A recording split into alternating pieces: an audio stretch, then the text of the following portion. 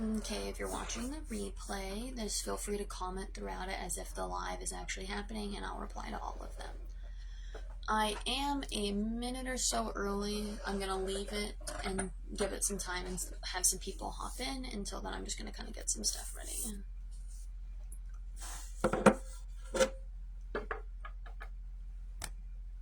Hopefully comments will work.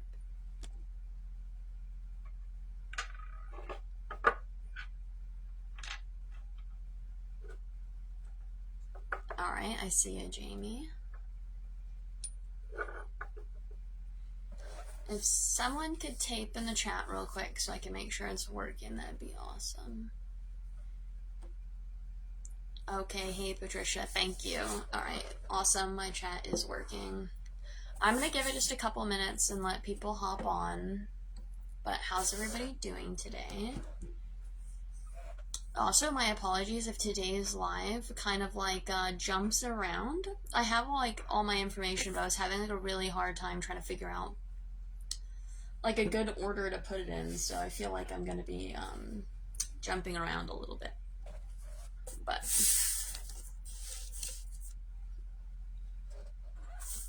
alright, says I got 2 people watching.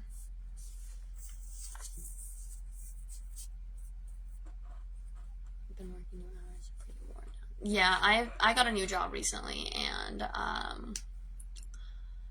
tomorrow was supposed to be my day off for like the first day in like a week and a half, but not anymore. But it's okay. We're getting things done. Okay, I think I'm gonna go ahead and just go over what we're talking about and see if anybody else hops in. Today we're really, it's about protecting your happiness, and I don't have as much information, but I'm also going to include in protecting your happiness when you are exiting the broom closet. So we're going to start with exiting the broom closet, and then we'll just go over just general protecting your happiness. Because you would continue to do that no matter what way you're doing things. Hey, Jamie. Alright, so when it comes to exiting the broom closet, I was never really in the broom closet per se. I started practicing pretty young, and once I like figured out words for actually figured out the words like terminology like pagan and witchcraft and stuff like that, I was pretty open about it, but I received a lot of judgment and criticism for doing it. I'm in the South, I'm in Georgia, so I'm in a Bible Belt state, and I definitely got the craziest of things told to me, even in person, like not just online. People would say the darndest of things, like literally to your face. So when just telling people when it would get brought up, or like if people saw me wearing pentagrams and things like that, people would have plenty to say about it. So I'm really glad that I have found this community, and it is nice. But if you're working on exiting the broom closet, don't feel like you have to tell everyone. Also, don't feel like there's like a timeline. Like there's not like a when you should do this or how you should do this. And also, if you're coming out of the broom closet and you just have a specific person that there's not really like a reason for you to tell them, and you don't find the need or you just don't want to, you don't have to do that. It's whatever you feel like is the best for you. I will say, if it is safe to do so, I am aware that there are certain situations where publicly practicing could put you in danger or things like that. But if it's safe to do so, I feel like exiting the broom closet allows you to like express yourself more and be more in line with yourself, and you don't have to hide anything. Like it's like a newfound sense of freedom. And then there's also always someone else that you can connect to. Even if, I guarantee you, there is a witch somewhere locally near you. But even if you can't connect to a person in person, then we have like this community online. There's always someone that you can find that shares similar thoughts or can get on the same brainwave that you're talking about. It helps you live in line with your spirituality without having to like hide behind walls.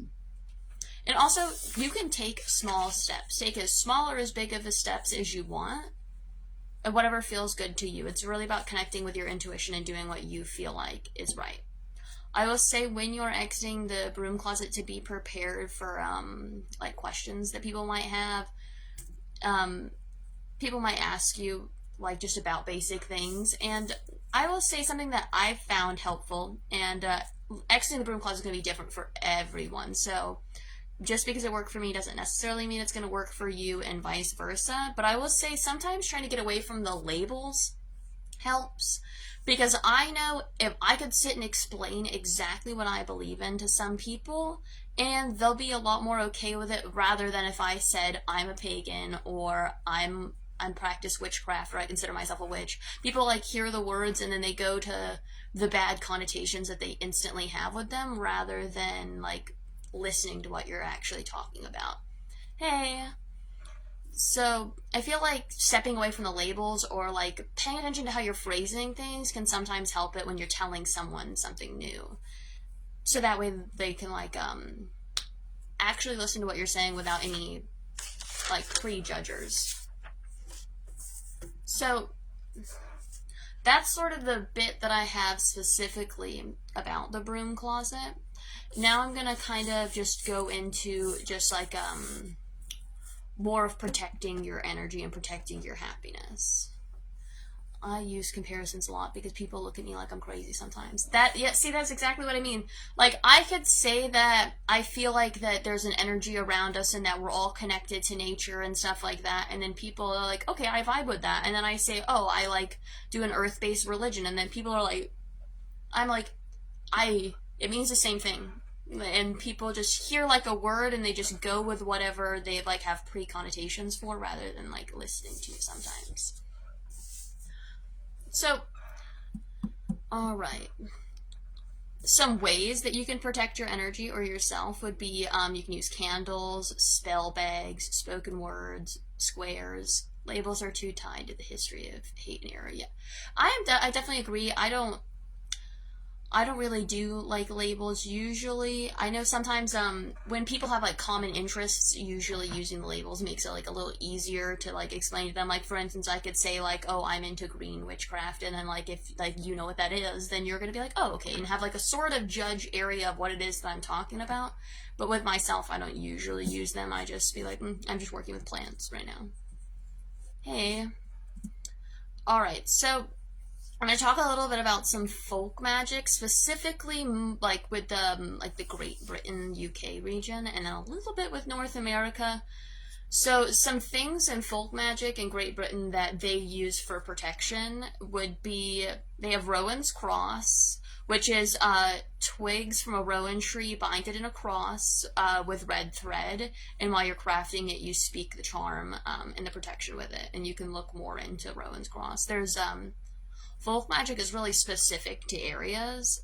A folk magic that like around me would be Appalachian, but one that's not near me at all that I find interest in learning is Great Britain and stuff like that, because I don't know, I just find it really interesting.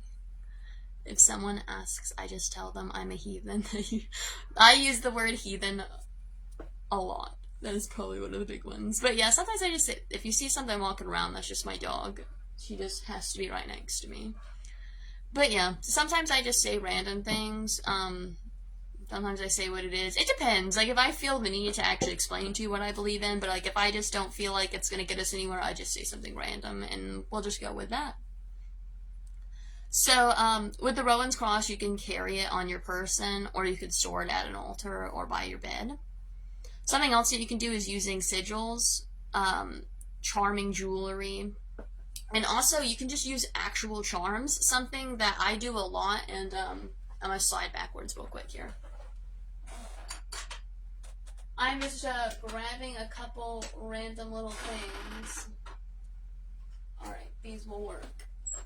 So, sometimes I feel like we get a little caught up in like the magical aspect, and sometimes you just have to do things that are a little bit, I say a little bit more mundane, but I'm going to use that lightly.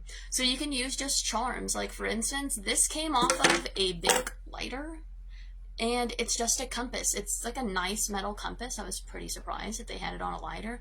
But when I saw it, I was just really connected to it, and let's say I wanted to use this because I cleansed it once I got it. I put it in a selenite grid. That's really usually what I do for cleansing, is I have a selenite grid right up here that I set everything in. And then afterwards, I could take this charm and I could loop it and make a necklace out of it, or I could take the charm and put it outside of a spell bag and use it when I'm binding it up. Something else that I really have a connection for is old keys. So just here's 2 of them. Let me get them to stop moving. And I use these. I have all sorts of little trinkets and charms, and I use them in my crafts and things. Let me grab one more thing. So, something else also is, you can chant jewelry. Also, people don't wear these as often now, but I really like them, and I got most of them from grandparents. Are pins. I have this one, it's a little witch broom, and then I have a bunch more, but these are the closest ones that I could find. And then we have dragonfly, and they're just little like roach pins, and you open it up and you can put it on yourself and you can wear it. Or, you know, you could, if you don't want it to be like as obvious that you're wearing it, you can clip it inside of, if you carry a purse, just put it inside of your purse and clip it on there, and then it's not going to get lost or damaged in your bag. And then it's holding on inside, and then no one's going to know it's there because no one's going in your bag. Or, I usually leave them on my altar unless I feel the need to use them. So, a really simple spell bag you could do is you can fold up a piece of paper written on the type of protection that you want. You fold the paper towards you, like, here we go. Well, let's say I have written on here what kind of protection I want. I'm going to fold this up towards me, and if I'm going to keep folding, I'm going to keep folding it towards me to whatever size small I need it. And I fold it towards me to, like, attract it and bring in the type of protection. And then you can place it inside of your spell bag. You can put your spell bag by your bed, on your altar. You can carry the piece of paper with your person. Something that I'll do sometimes is I have a locket, and I'll write on like a really tiny thing. I can put it inside of my locket, and I can wear it inside of the locket, or I can draw a sigil on a piece of paper and put it inside of the locket and wear it and carry it on me like that. And you can think of it kind of as like a personal protection bubble. You can like visualize like a kind of like a shield around you, protecting your energy. So, like I was talking about, folk magic is really specific to like your locale. Like, for instance, where I'm at, this is where you're at. The folk magic, or like the superstitions and things like that in your area, the folklore in your area is all going to be different. Like, yes, you can use it in different areas. Like, it's not just like, oh, well, I'm here, so I can only use it here. It's just when you like move around, it's really cool to figure out the different opinions and different ways to do things in different places. So I'm going to give a couple book references real quick on folk magic dealing with protection specifically to Britain. And that would be Black Toad by Gemma Gary, The Cunning Man's Handbook by Jim Baker, and then Popular Magic, Cunning Folk in English History by Owen Davis. And then one that's a little bit more North America would be The New World Witchery by Corey Hutchinson. I think those are all good reads. Not necessarily everything inside of each book is gold, but I say that with any book, you know, it's just, you just read it and take what you want to get from it, not necessarily everything. Okay, that's alright. Just feel free to comment like you were watching on the replay. I'll reply to all of them. Okay, so this one's one that I really like. It's called, bear with me, it's called the Abracadabra Charm. And so I'll give you an example. I brought a piece of paper just so I can explain this a little easier. So do you remember when you were a little kid and you would do Christmas trees with your words? Let's say the word was car. You'd have C-A-R, and then when you break it down, you would just remove a letter each time. Well, so it looked like this. You'd have the word written on top, and you just drop a letter every single time you go down. And so when you're writing down on that, it was traditionally done on parchment paper, but you can do it on whatever paper you have. So, and then you put it inside of a charm bag and you wear it, or you keep it by your bedside. until what you're trying to remove has vanished. So when you're writing it down, you're banishing, you're getting rid of something. And then let's say you're trying to build something up, then you're going to do it in reverse, and you're going to do your Christmas tree or your protection, you're going to do it upwards instead. So up to attract and down to banish. So something else you can also do, instead of doing on a piece of paper, like let's say you want to do protection for your home, you can use some water. You can use moon water, you can use sun water, you can use blessed water, any type you want. And then just do that exact same thing on your window with the water, because, you know, it's going to dry, it's all right. And you don't write abracadabra. You write the write whatever type of protection you're wanting. So let's just say I need emotional protection. I'm going to write the word emotional, and I'm going to break it down as I go. All right. There's also different types of protection seals. In the book, The Black Toad by Jim McGarry, they goes over some good protection seals and protection squares and seal charms. So I'll just give you like a quick description of them. So if it like sounds interesting, you can check it out. So one of the protection seals is written on a piece of paper, parchment paper, stored in a bag and kept close to the individual by your altar, your pillow, purse, necklace, threshold of your home, etc. The protection square in the book is written on a piece of paper, and then you do candle magic over top, mainly for protection, or using, like, if magic's being used against you, it will, like, return to sender kind of thing. Let's see. Another one is, it's called the sitar square, and it's where there are 5 Latin words used against illness and to protect from evil spirits.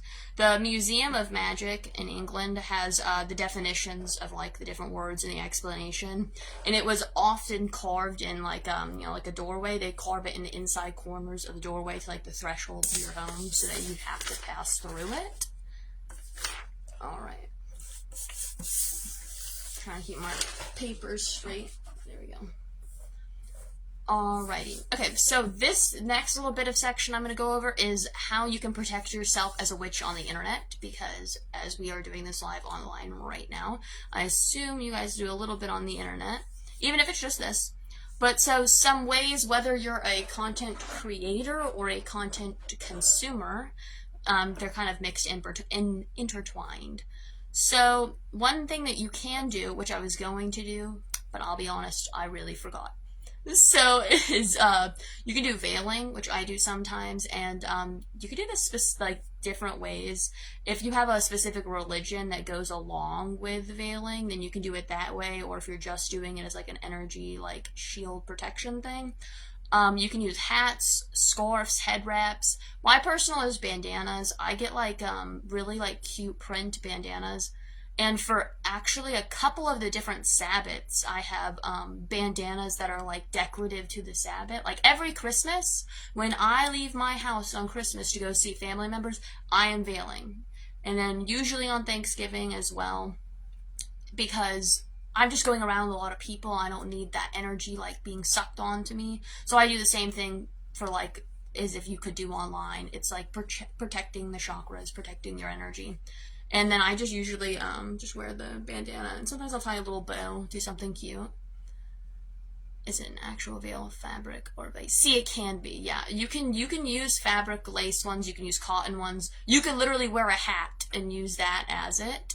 Or you could use a scarf or a wrap, like I said. It could depend on whether you're doing it with just religious, spiritual, combo, just for energy protection, because certain religions do veiling and they do it a specific way, and then sometimes you do other things.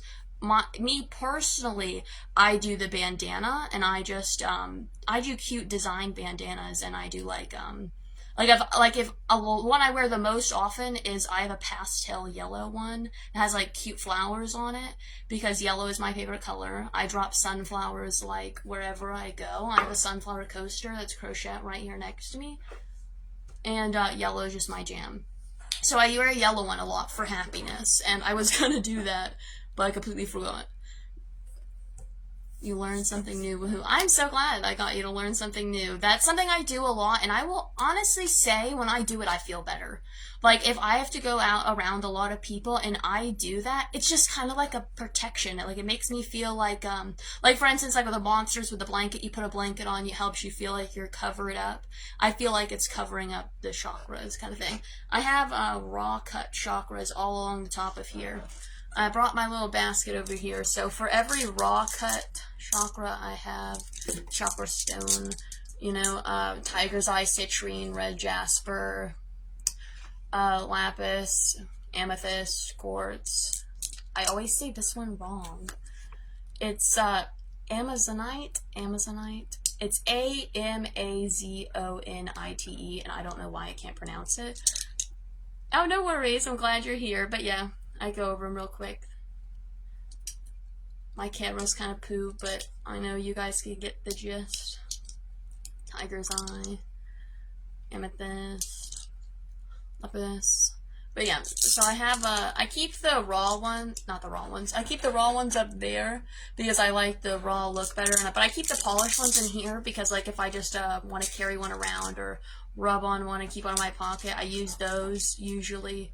I use the polished ones usually for that, and I keep the raw ones because I don't really like rub on those.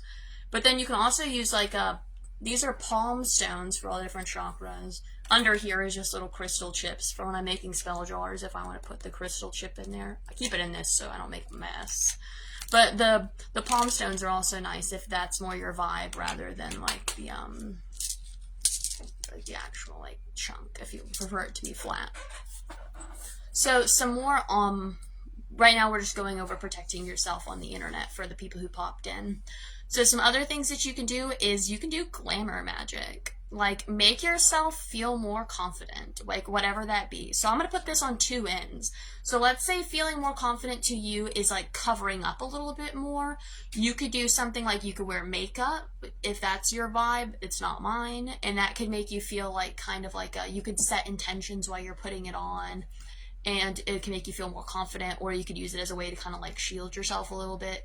You could do it by wearing clothes. That's what I do. Like, I wear sweaters usually. Like, if I'm doing something that makes me a little bit nervous, I wear a sweater. It feels like a nice hug. And so that's something that I like. Yeah, you can also do, some people do masks. They'll wear like a mask because it helps them feel like a little bit more covered up. But basically, it's just only sharing what you feel comfortable with, and that could be physically and with what you're talking about. Like let's say I really wasn't having like a good day, I just felt really self-conscious. I could just not have my face in it and just show you guys some cute things while I talk, you know what I mean? And I'd still be getting the information out, but like at a way that makes my happiness and my comfortability feel like protected. Having limits and boundaries about things that you're going to share. You can also overlay sigils into your posts / photos. You can do it in a way where nobody can see it. You can like literally make a sigil and then turn down the brightness of like the text or the image that you put, and then put it over your photo as like a protection layer. But like no one's gonna see that it's there, but you know it's there. Something else that you can do is you can print out a page, like a photo of your social media page, add a protective sigil, and then burn that printout of your social media page, kind of like burning in the sigil, like the protective energy of that, into like the printout of your social media page. And then for consuming social media, I would say to protecting your happiness, try to avoid doom scrolling. Like, yes, getting on social media, that's fine. But, like, once you start doom scrolling, I feel like that usually gets to you. So, before I jump into more, like, of the purely, like, mostly happiness kind of things, I'm going to go over this is a quick, not all-encompassing, there are so many more list of crystals that I feel would be good for protection and happiness. Alright, so I'm going to try to read it not too fast.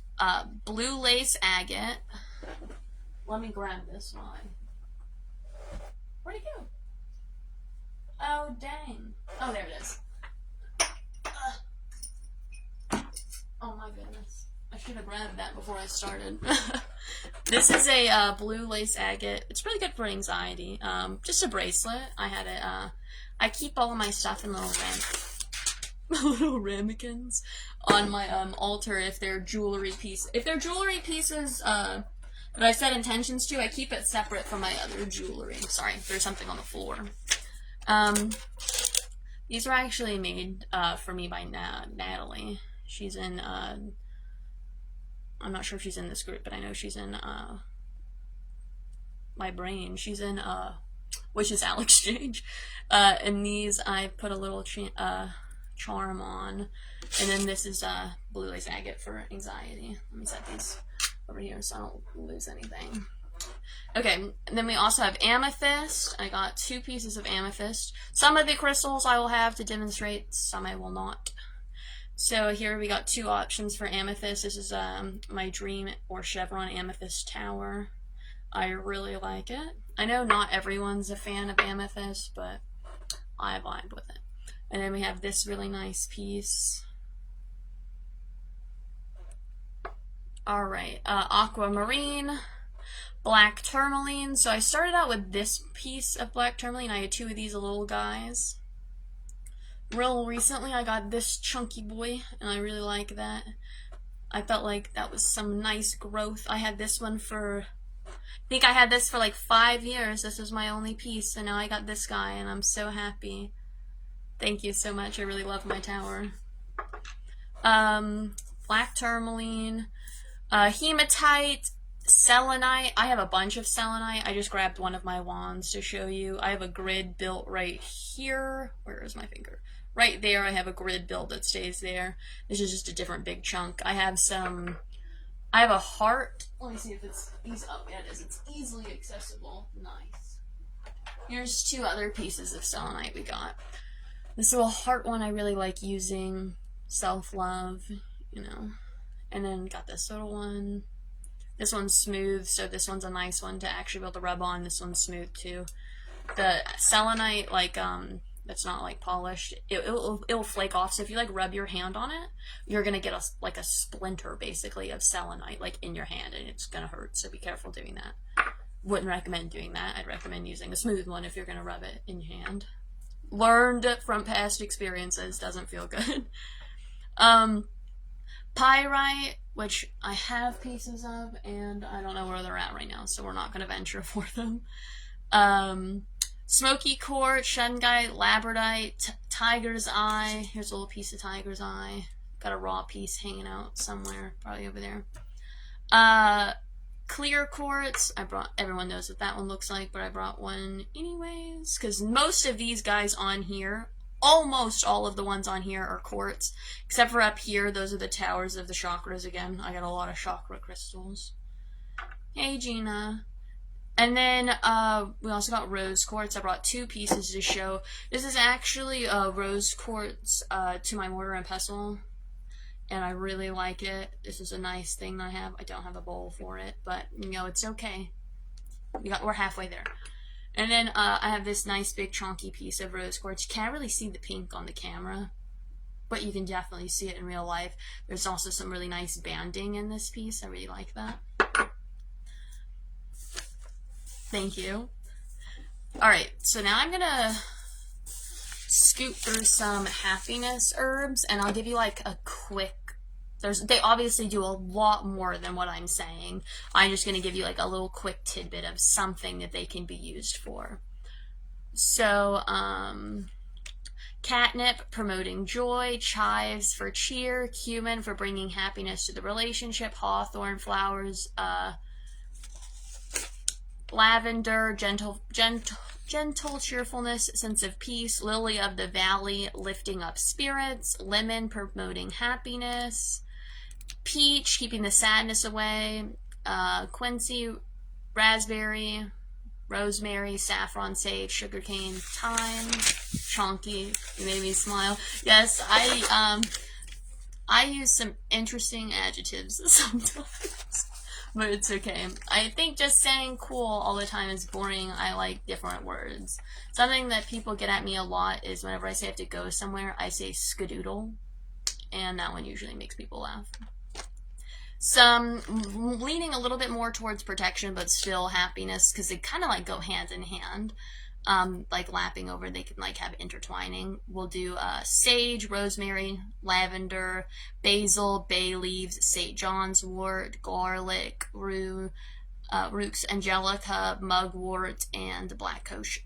Something I will say though is when you're using herbs, please make sure that if you're taking medication or you're pregnant or you're breastfeeding, etc., with anything that's going on, that it's okay physically to ingest or do so. Because, for instance, St. John's wort will counteract like antidepressants and things like that. You can't use it with certain things, certain medications and such. So if you're gonna use one, just make sure that it's okay for you to use it. Don't just willy-nilly start eating things or doing things. Make sure you're careful. When I was talking about jewelry earlier, just intention jewelry, and this is where I show you that it doesn't have to be fancy. Each one of these bracelets were 50 cents from the Dollar General separately. If they were together, that'd be crazy. But like, so not expensive, right? And what they are, they're different color beads, and they all have a word. So we got hope, strength, love, peace, believe, dream, and courage. And you know, if let's say I'm needing some courage and I need some love that day, then I'm gonna wear these two. I'm gonna put some intention into it. I'm gonna really think about it. I'm gonna manifest it. When I'm done wearing them at the end of the day, you know what? I'm gonna take them and I'm gonna set them in my selenite grid, because, or that's my form of cleansing. You can do different things, because when I wear them out, and if you don't feel like you need to cleanse it, that's personally up to you, you know, whatever you think you need. But when I wear something out of my home, then usually I want to cleanse it, or if something's given to me, I usually want to cleanse it before bringing it in. So, oops. Sometimes I do smoke cleansing, sometimes I do moon cleansing, but the grid is usually one of my favorite things to do. All right. Seeing where I'm going to go from here. Okay, I'm going to like just rapid fire off some different things that I can do. Different things that you can do, that like different magical things to do.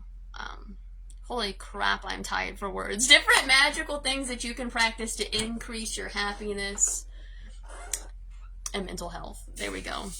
That, I don't know why that was tying me up. So, you can do tarot readings and spreads, help you connect to your inner self, connect to spirits, see like what's going on. Like it could be helping you see something that maybe you've blocked from yourself from seeing, or maybe it could be just confirming something that you've already been thinking. You can use different divination methods as well to reach inward, whatever divination is your thing. Not everybody's jammy jam is tarot. Some people have, you know, some different ones. Being mindful is like the biggest one I'm going to like drive home. You'll probably hear me say it a million times, is being mindful. Just trying to slow down, pull yourself back, and actually exist in the moment. So like, let's say right now I just kind of getting overwhelmed or was just like worried, then I could pull myself back. I could sit here, I could listen in and be like, what do I hear? I hear my heater humming, I hear my cat going crazy outside the door, and then I can hear cars outside. And like just being present in the moment, pulling yourself back for a minute. Also being mindful of like your actions, like trying to be mindful of what you're saying and what you're thinking, because your inner voice is usually your biggest enemy, at the same time your best friend. The little voice inside of your head that tells you that you're not doing a good job, or like that you could be doing it better or something like that. You have to try to reprogram the way that your inner voice is talking to you and make it a little bit happy. So I don't know if you guys can hear the cat crying. If you can, he is okay, I swear. He just wants to be in my lap all the time. Having Oh, I skipped a line. Meditating and grounding, those are really good as well. That's a hard one. Yeah, it is. It's not going to take one day, it's not going to take one try, and you're never going to have just like flipped the switch to where your inner voice is now different. It's always going to like creep back up. That's why you have to continue to be mindful. And if you start saying things to yourself, just take a moment and be like, how would I feel if someone was saying those exact same things? Like, let's say your mom. Imagine if someone was saying those things that you're saying to yourself about your child. And then think for a moment how you would react to the person saying those things to your kid. And then you have to remember, I'm 21 right now.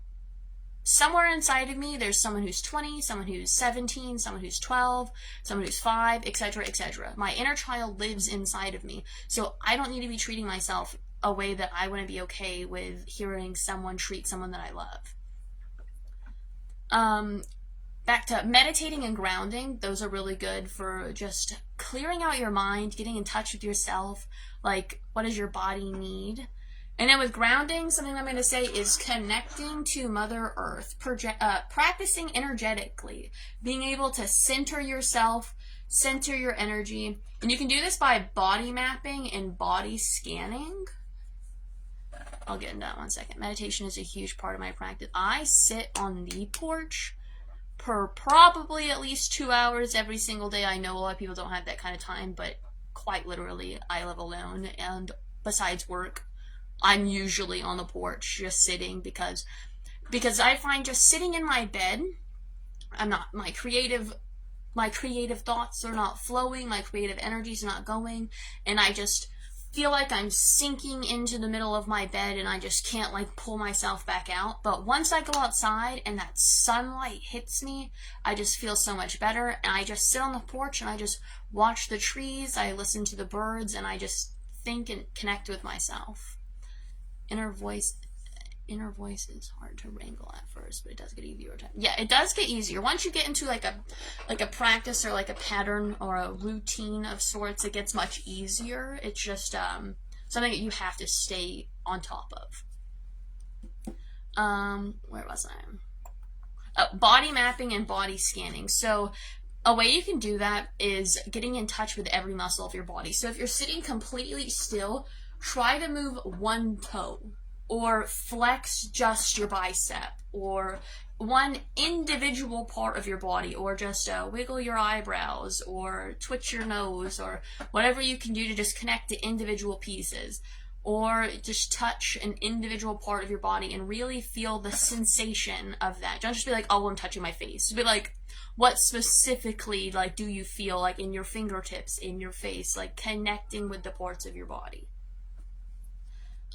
Also, being able to speak and connect with Mother Earth. I talked about this in my last live a good bit, but pulling your energy from the earth, pulling energy from source, you don't have to do this by standing on the literal ground or laying on the literal ground if you don't have that option. If you can visualize it and like contain it, I suppose, you could do it on an airplane. Not that you're going to catch me on an airplane, but you could. I really do it laying on the ground just because I like laying on the ground. But pulling up my energy from the earth, and not only being able to pull energy, but being able to release it. If you have a harder time visualizing, you can try doing it physically at first, and it might make it easier to visualize. So you can quite literally go and sit on the ground, put your hands, your palms flat on the ground, or lay completely flat on the ground, whatever is accessible to you. Some people might not be able to lay all the way on the ground. You can put your hands on the ground, or just your bare feet, whatever you need. And then imagine you're pushing all of your bad energy into the ground, into the earth. You're giving that negative energy back to the earth, and you're not going to overwhelm the earth. She's got it. You can give her all that you have, and she will take it. Something else that I feel like is really underrated, and reading your comment right there made me think of it, is grounding yourself by laying during the rain, is dancing in the rain is something I really like doing. But yelling, releasing your words. Now, if you are in the middle of the city or in a place that you can't just go outside and yell, I understand, but I kind of live out in the middle of nowhere. I could go outside and yell and it'd be fine.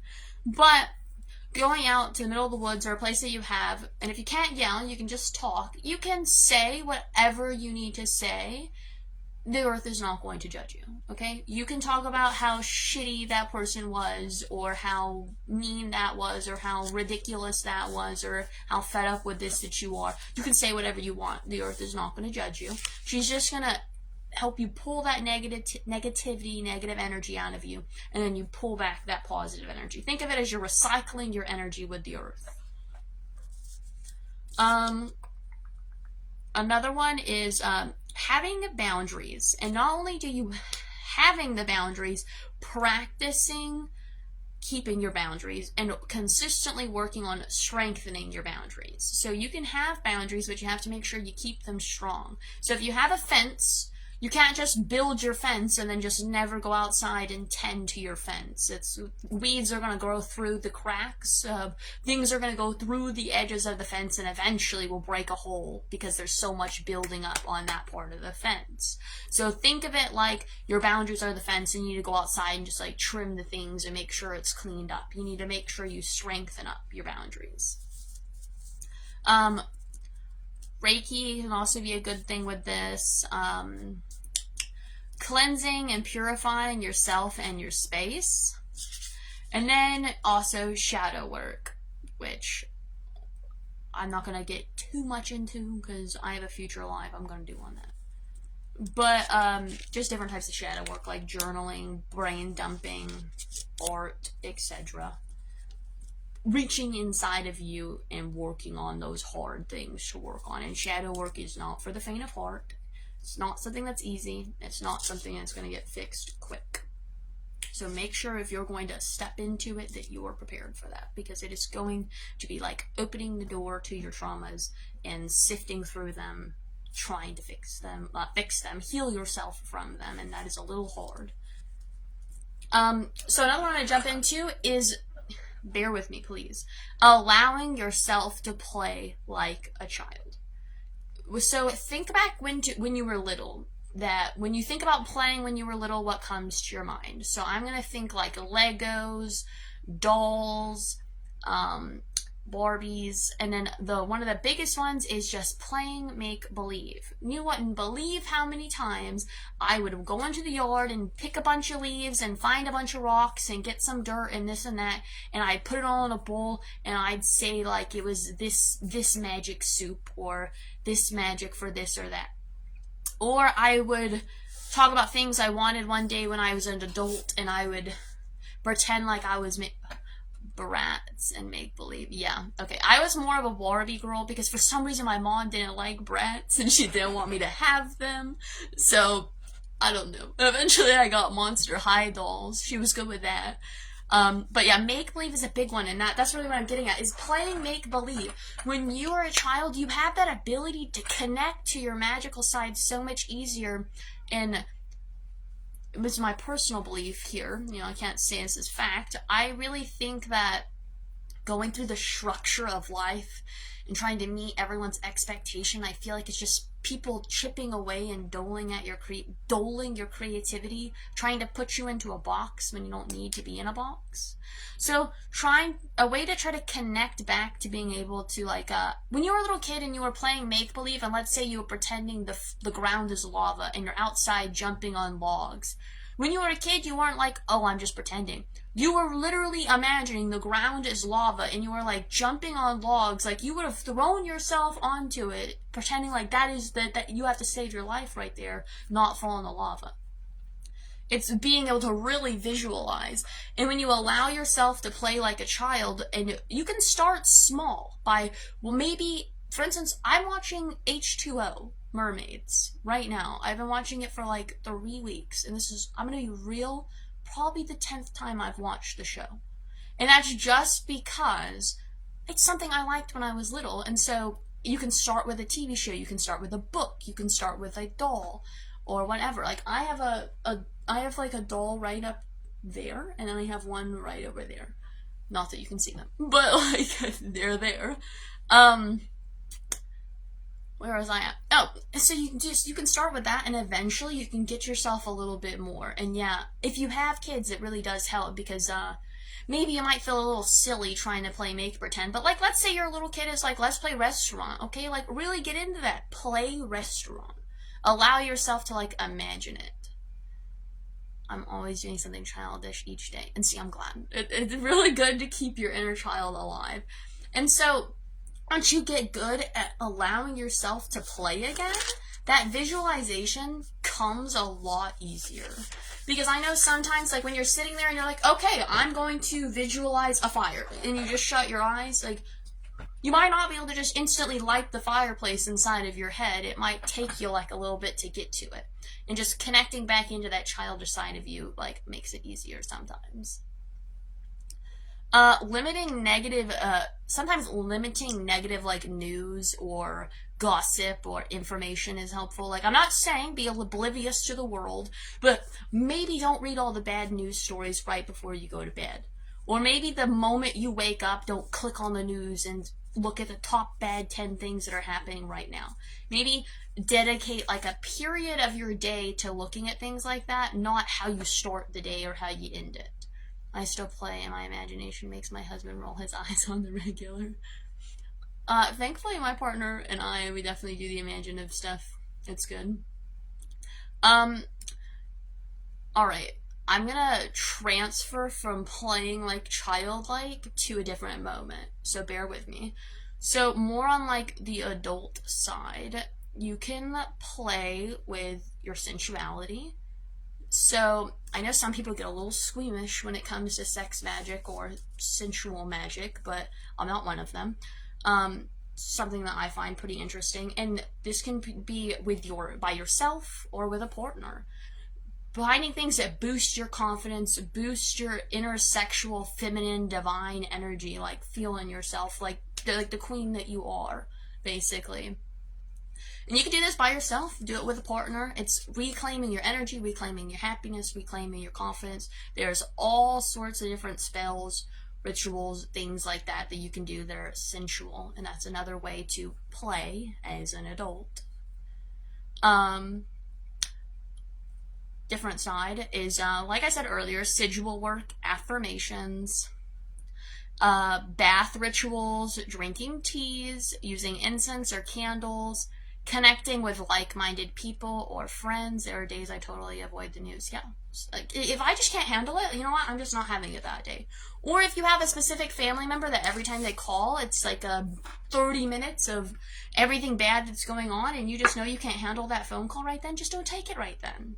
You're allowed to just not do that right then. There are no set, you must do this right then and here, there's no itinerary to life. There is no, you have to accomplish this or that. If your entire life goal is to discover as many pizza recipes as you can, and that's what makes you happy, then do it. As long as you are safe and you're not like doing anything bad to another person, you're safe and the people around you are safe, I don't see why not. Self-love rituals, self-care rituals, spell jars, practices, treating yourself, healing yourself. And then something else is, if you're going through burnout, a good way is maybe just go back to the basics. Remove a little bit of load, like a little bit of the load. Shed a little bit of things. Let's say you're trying to do 10 things every single day witchy, and then you just completely stop doing witchcraft stuff because you just can't keep up with it. Well, maybe just do 2 things a day, or just do 1, or just 1 thing a week, or 1 thing a month. There is no like, oh, I have to do this or I'm not valid. Like, your feelings and your practice are validated no matter what it is that you're doing. No one sets the rules. It is your spirituality. It is your craft. It is your practice. And there is no rule book that's telling you this is what you have to do and this is how you have to do it. You are a boss. You own yourself. You do it the way that you want to do it. And it's okay. No worries about being late. You are here now, and that's all that matters. And I'm so glad that you're here. So I'm going to go over a couple more ways to help your happiness. Be slow and gentle with yourself. Understand life is hard and you're not alone, and you will make it through it. Take care of your physical body. Choose your hardships. And what I mean by that is it is going to be hard, but it might as well deal with it being hard with something that you actually think is worth being like difficult. Like, what I mean by that is, I'm going to use like a really basic example, so you'll have to expand it. But like, let's say I really hate, I don't know, eating apples. Then I am not going to force myself to do that every single day because I don't like it. Why don't I just eat oranges? It's going to be just as hard to eat it every single day. Might as well do what I like doing and deal with it being hard because it's fulfilling, not doing something that's not fulfilling and hard. Don't get stuck on the grass is greener on the other side, because it's hard everywhere. It's very easy to be like, oh, well, it's easier over there, and then you're going to go over there, and then you're still going to have the same problems, and then you're going to go over here, and then you're like, why do I have the same problems? It's because the problems are not, well, where you're at. They're problems that are internally that you need to work through. Not saying you're the problem. I'm just saying they are your issues. And so no matter where you run, unless your problems are because like your home or your surroundings, your internal battles are going to follow you. You just have to work through those. You can't do everything at once. Find balance and slowness and peace in everyday activities. For instance, if you want to have more time for one thing, you're going to have to pull time from somewhere else. You cannot just create more time. If you could, that would be awesome, but sadly we cannot. So you have to, like I said, pick your hard. Pick your hard. With bad habits and good habits, instead of trying to remove things, add in something, because you'll usually gravitate towards what's better for you. I'll provide you an example. Let's say you're trying to eat healthy. Don't remove the crap that you eat. Crap, whatever you're eating that's bad for you. Don't take it out, because if you're like, okay, I'm gonna remove everything that's bad for me, and then I'm just like, no more pizza rolls, no more cake, no more coffee, no more nothing, I'm gonna drink water and broccoli.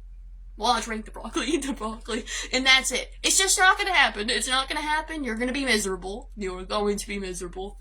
So, instead of that, be like, okay, I'm gonna add in this every single day. So when you have your meal, you know, you have your little pizza rolls, you have your coffee, you have your little snacky snack, add in something that's good for you. And you know what? Eventually you're gonna start craving the thing that's good for you, because your body is gonna want that more.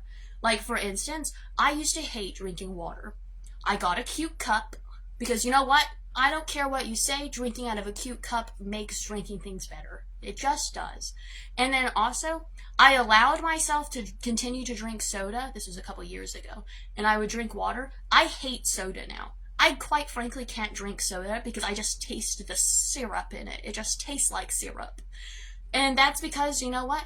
I just made it to where I would have a cup of water next to all of my meals. And you know what? If that meal I didn't drink any water, you know what? So what? I made it an option for me. And then so eventually I just started gravitating towards the water. You pick up the good habits when you don't force yourself to remove things. How'd you get so smart at 21? Oh, thank you. I wouldn't say I am super smart. I just sharing what I know. Okay, so something else is add a touch of magic and fulfillment to the mundane things that you do. So, for instance, if you have to do something that's super stressful, have a drink of like coffee or something. You know what? Doing lives gives me anxiety. So you know what I did? I made myself a warm cup of coffee beforehand, and I put it next to me so I could enjoy it if I needed to while I was doing the live, because I can just add a little touch of magic or a little touch of happiness, and it makes something that's a little nerve-wracking to do so much easier. Or if you're taking your dog outside, like if you have a dog, you have to take it outside. I have to go to dinner. Thank you for sharing your knowledge. I'm so glad that you were here. Enjoy your dinner. So if you're taking your dog outside, because you have to take your pup out, when you're going outside, observe nature. Instead of being outside, be like, oh my god, it's cold, oh my god, it's windy, why are you taking so long to go to the bathroom, like, what am I going to make for dinner? Just let it all sit at the door. You can go outside for 5 minutes with your dog and not worry about it. I'm sure it will be okay. And then just be like, that tree looks nice, and just focus on like what's going on around you. Tackling a fear is another thing you can do, which is not easily done, not like, that's not an easy thing. But sometimes if you just have one thing that's holding you, like one thing that's like a not too big, you can try to slowly work on it and try to keep things that are holding you back. Humans naturally fear rejection. We are herd animals. So, making yourself have a surrounding that's good for you, that's very helpful. Because what is it actually, at the end of the day, what does it matter what that person thinks? Like, let's say you went to the store and you really wanted to wear your neon pink zebra pants, and you also really wanted to wear your bright blue flower shirt, but it just doesn't look good together, and you're like, what if the person at the store judges me? Well, what does it matter? What does it matter what that person thinks? If you like it, what does it matter? Just do it anyways. And usually when you're more confident and you don't care what other people think, people judge you less. Not saying people aren't going to judge you, but if you just don't care what people think and you just are like, I'm just going to do me, people usually judge you a little bit less, because people are mean and people pick on weakness. So if you present yourself as a little bit more strong, people pick on you less. Also, plan for long-term results, not short-term results. Instantaneous gratification is not as satisfactory as long-term gratification. So, for instance, think of yourself as like a plant, okay? You don't just throw a plant in the ground and be like, grow, and then it completely grow. The ground gets the soil ready throughout the colder times, and then in spring the soil is really nutritious, and then put the seed in there, you take care of the seedling, and then it grows. You allow yourself the same patience and slowness that the earth provides plants to regrow.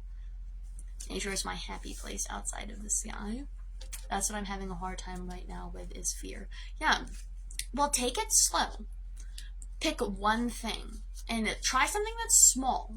Like, for instance, I'll share a personal one. I have a really hard time when it's dark and I go to the bathroom not running out of the bathroom. And I can't continue to run out of the bathroom when it's dark for the rest of my life. So, I just reassure myself, it's okay. It's no different than the light being on. And just take one small thing at a time. Don't be like, I need to get rid of all of my fear, because then, you know what? You're just going to overwhelm yourself. Pick a small thing, and when you conquer one thing, you feel real good about it, and it's easier to ride that wave. So, I'm going to add in a couple other herbs real quick. There's thistle, calendulum, lavender, chamomile. So, I was trying to figure out what that was. Oh, this is a spell bag. So, I can share that in the comments. Sorry, talking to myself right there. There's a little spell bag that for happiness and peace that I have with thistle, calendulum, and lavender. And chamomile is a good substitute for any that you aren't vibing with. And yeah, sorry, got myself confused right there. Avoid energetic vampires, which can be people, friends, social media, or yourself. You can be your own energetic vampire, like I said, with that inner voice. Something that's good is knowing how much energy you have for the day so you don't overuse it. Think about it like a bullshit meter.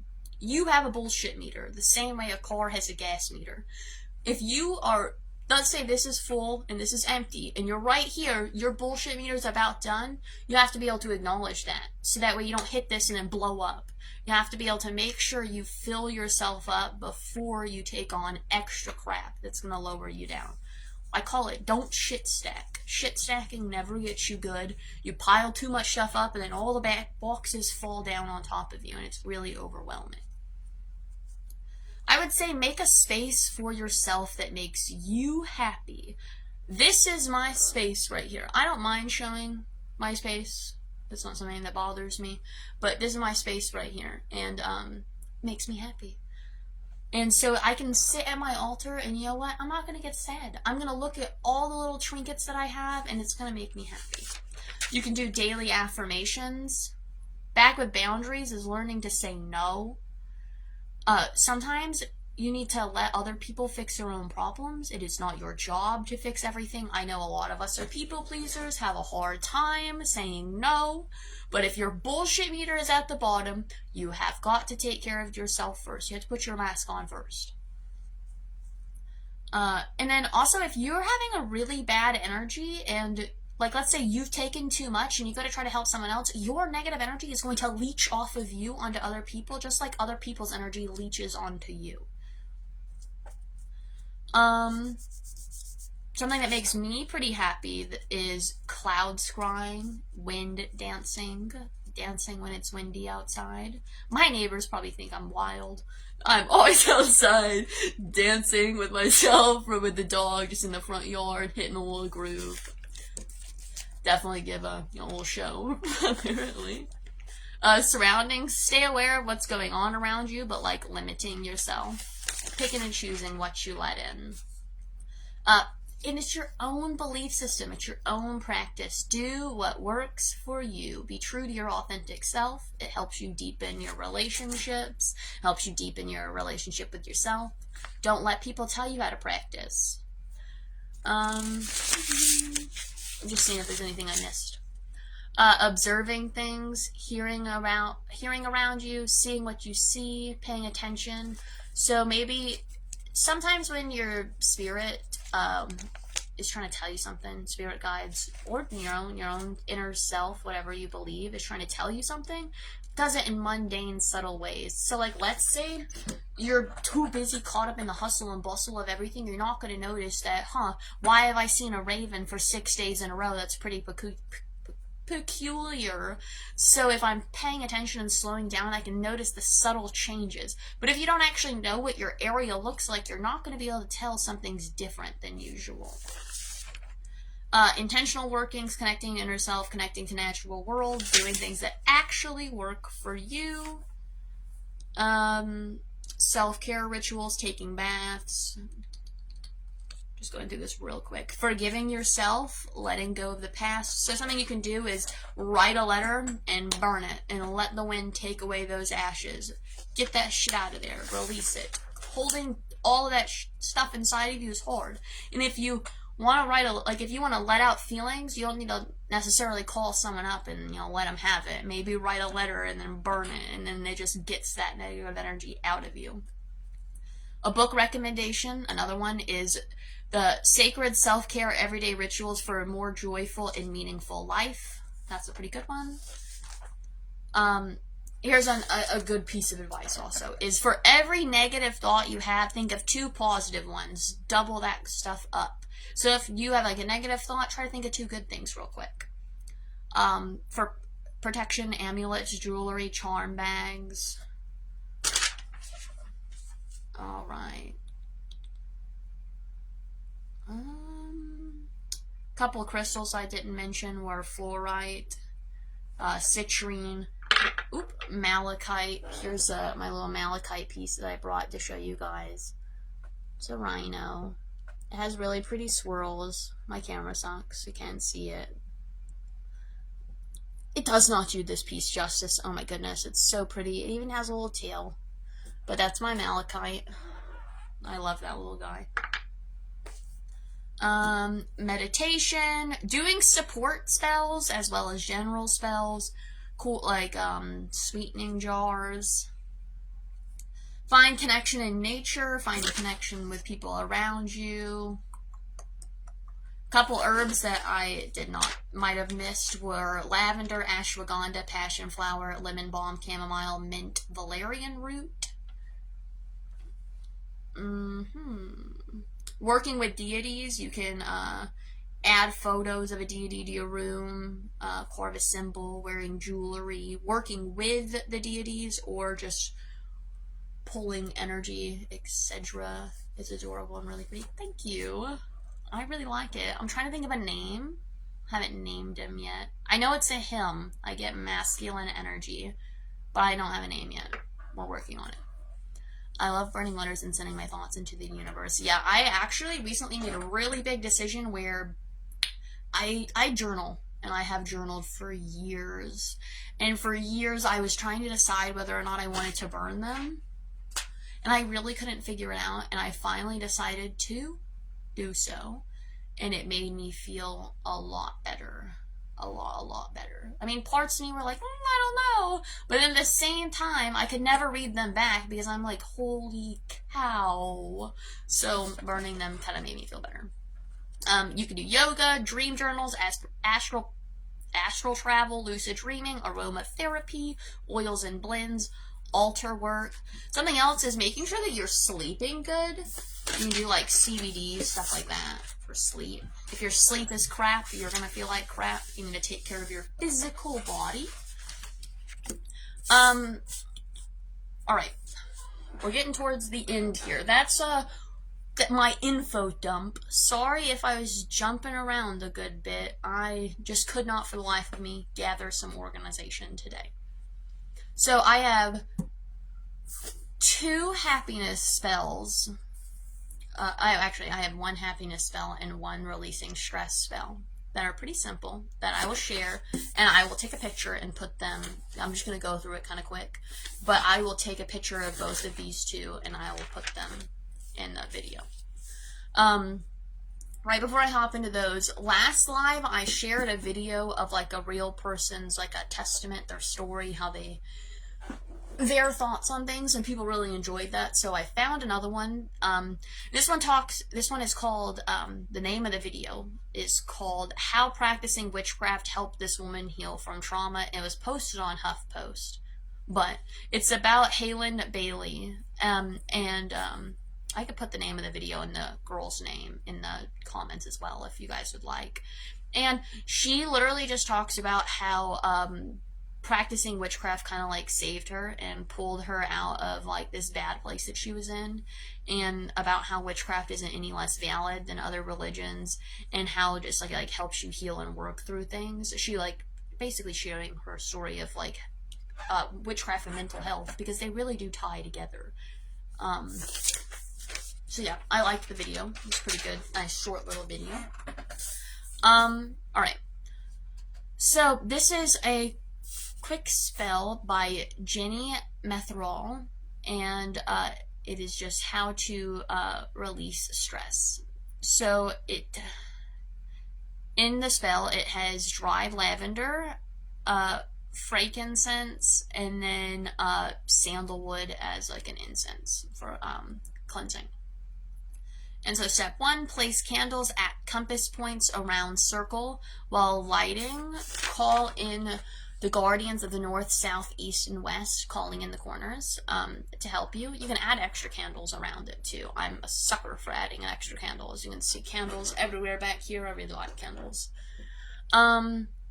Step 2, light the cleansing item, the sandalwood, with the east candle, using the smoke to purify and cleanse working area, while getting into a de-stressing mindset. Using a bowl in the middle, it can be copper to promote like enhance, but whatever bowl. In the center of the circle, place a lit charcoal disc in the bowl. Step 4, add your frankincense. The smoke will purify and dispel negative energy. Cast intention, and then cast intention by doing circles over it clockwise. It can be with your hand or a wand.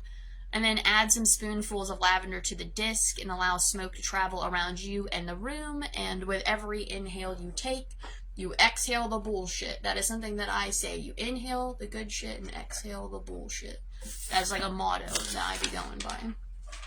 And you can replace the herbs with different herbs if you want. Doesn't matter. But that's a quick one. And then here is another one, and it is a happiness spell. Items for the spell would be a piece of paper. It can be like decorated with like happy vibes, or it can be in a journal. Yellow candle. Once again, you can, I'm going to read it how it says it, but change things out. Whatever you need to change out. Yellow candle, citrus, incense, a pen, something to write with. And then for your tea blend, St. John's wort, chamomile, and lemon balm, and dried lemon peel. You also need a drinking cup, and then water for your tea, which can be sun water, just to add in that extra happiness charge. And then If you work with moon phases, a moon phase that you can do this on is waxing crescent, drawing things in and positivity inwards. Step 1, before ritual, prepare yourself in a preferred method, whether that be meditation, cleansing, grounding, casting a circle, etc., whatever works for you. Step 2, pick a happy place for you to do the spell. Cleanse yourself and cleanse the space, physically and metaphysically cleansing. Because a clean space is a happy space. You're not, if it's dirty, you're going to be stressful, or stressed if it's dirty. 3, light candle, your yellow one for happy and joy. Light your incense, your citrus for energizing, and purify negative energies and uplifting mood. 4, short meditation to ground yourself and become present in the moment. So find presence in the moment. Mix your tea blend, St. John's wort. Remember, do your research of whether or not you can consume certain herbs, because certain herbs do not work with medication or cause issues with that. So make sure you do your research before you consume anything. So St. John's wort for like antidepressant, lemon balm, reducing stress and providing calmness, relieving anxiety. Helps you relax, protection, aura, clarifier and cleanser, creativity boost, joyful. And then chamomile for insomnia, removing negative energies, attracting love, prosperity, abundance, calming, anxiety relief. And dried lemon peel for uplifting mood and also adding positive energy, and it also adds a nice refreshing note to your tea. And then while mixing, think about happy thoughts and good intentions. Smile while you're mixing. Just do it keep yourself in a good mood, good intentions while you're mixing that up. Because if you're sad when you're mixing your tea, you're wanting it to be like an uplifting, happy thing, so you're gonna want to put uplifting, happy energy into it. You can visualize a bright light, white or yellow, flowing from your heart through your hands to your tea blend. And imagine your tea blend like glowing with sunshine and happiness, like visualize. Take a teaspoon and put it in your cup, or take a teaspoon of your tea blend and put it in your cup, or a tea ball infuser. And then you pour your cup of tea and let it steep. Put the rest of your tea blend in a dark area, just dark airtight container to store it. Let your tea steep. While you're letting your tea steep, on your piece of paper, you bless your paper with your positive intentions, allowing only positivity to be written on it, and then hold your yellow candle over it, charging it with your bright and inviting energy. And then next, focus inward. Find 3 things that you are grateful for. Being grateful for positive. Why are you doing this? Because being grateful for positive things attracts more positive things in. So write down 3 things that you're grateful for anywhere on the paper. And then your tea should probably be done steeping by now, so you can start drinking on it. And while you're drinking your tea, think of 3 things that you can do daily that make you happy. 3 things in your control. Does it matter what type of tea? Sorry, it keeps freezing. No, this one gives you a specific tea blend, but realistically, just any tea that is making, you can make your own with herbs that are representation of happiness or joy, or that make you happy and joyful, or just a tea that you, I don't know. I know what you meant. I don't know why I read it wrong. I knew exactly what you meant. It keeps popping up slow connection. I think my Wi-Fi is, for some reason, my Wi-Fi is fine, and then Facebook just hates me when I'm doing things. But it's important that you like the way that the tea tastes, because if you hate the way that the tea tastes when you're drinking it, it's not gonna make you happy. You're gonna be disgusted. So you can use the tea recipe that this one provides, or you can use your own tea. That's really up to you. Like I said, swap out whatever you need to swap out to make it for you. But then on your paper, you're going to write 3 things that you're grateful for, and then 3 things that you can do every day to make you happy. They can be small things. You don't have to think big, but it's important that it's the 3 things that you're grateful for, then 3 things that are in your control. So separate. The 3 things that are in your control, it can quite literally be look at the sun, or not directly, but you know what I mean, or look at the moon, or drink a cup of water. Just something small that you can do that makes you happy. And then what you're going to do is read through your paper one more time after you have the 6 things written down.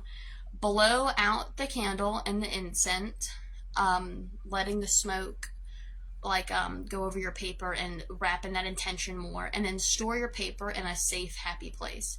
And so what you're going to do is when you're finishing the rest of the tea blend, so if you're making the tea blend, you would drink 1 cup of it, and while you finish drinking the rest of the tea blend over how many ever days it is, like let's say you make like a month's worth of a tea blend, you drink that. While you're doing that, every day or as often as you're drinking the tea, sit for like 3 to 5 minutes in your happy spot drinking your tea and write down 3 things that you're happy about that day. So basically, whenever you're drinking that specific tea blend that you did with your intention, after you have your 6 things that you wrote on the paper, the next time you do it, you just write down 3 things that made you happy that day. So eventually your paper is going to accumulate a lot of things that make you happy. And then just do this as many times as you want. You can make another tea blend after you finish that one and do it again if you want, or you can be satisfied with how that is. And if your energy is low that day and you can't think of 3 things that made you happy that day, then what you do is remember something on that paper or when you were doing your tea ritual that made you happy. And then you can write that down. Or let's say you don't really have the energy to write something down that day.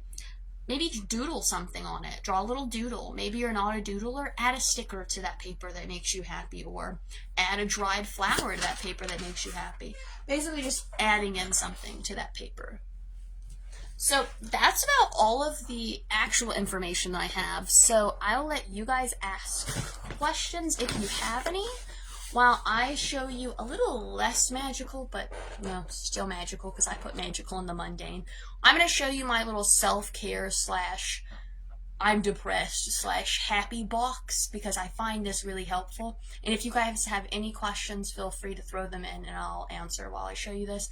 And if nobody has any questions, if you come up with any later, put them in the comments. I religiously check the comments on my videos. I will reply. I read every single one that I get. I will not miss your comment. And if it's something that you don't want to comment, you can feel free to PM me. They're open and I will definitely check. Let me spin this around right here. So this is my little happiness box. So I have this one on top and I just have a little stuffed animal. It's squishy and soft. Got some aloe infused socks, some gum, a hair bow. This is a nice little hydration face mask, another little guy, some lotion that I like, and then I have this calming book that has a bunch of different activities, meditations, etc. Oops, I dropped it. Yeah, see, I just pick a page, it has different sections, do that. Let me try and not give you guys whiplash or anything. And then this is an everyday affirmation. This is a book I really like. Let's see. Let's pick a random day. July 6th. Listen to your intuition. Wow! See? And I just randomly turned to that page. See? My intuition told me to. And then see, it just gives you a little thing. When was the last time that your gut told you something that you could trust and act on? Each of us has our own finely tuned intuition, a combination of subconscious thought and guesswork, or just plain magic. It's a powerful tool that we can use to guide us through this world when we feel unsure or unsteady. If you tend to ignore or disregard the messages of your intuition, you may struggle to decipher its messages. But it is there for you, however quietly it whispers, no matter how long you keep waiting. And see, I've never read that page before, and this is actually not a magical book, so I thought it was pretty cool that that was a page I randomly turned to. But, yeah, so that's a pretty nice book. And then in this big guy right here, oops, I missed the cover. It's okay, I can post it in the comments, but this is what it looks like. And this is the back. There you go. And then this is this one. This one actually has an app. It's not just a book. But I'm not really an app kind of gal. Okay, so I got this nice box here. And so this side I keep I keep pen pal letters in here. Hold on, let me cover those up real quick. Okay. I keep some happy stickers, some cards because I really like them. And then this side over here, Let me move that. It's fidget toy galore because, see, I have a horrible habit of shredding my fingernails like there's no tomorrow. If I'm having a panic attack or I'm really stressed, it's very easy just to reach in here and grab something. It makes me a lot more likely to actually use it. Now, I have found, since making this box, I keep it near my bed. I'm actually 10,000 times % more likely to use the things that are in here because, you know what? They're so easy to grab.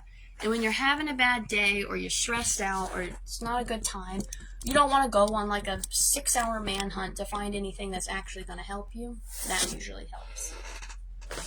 Well, I think that's about all I got.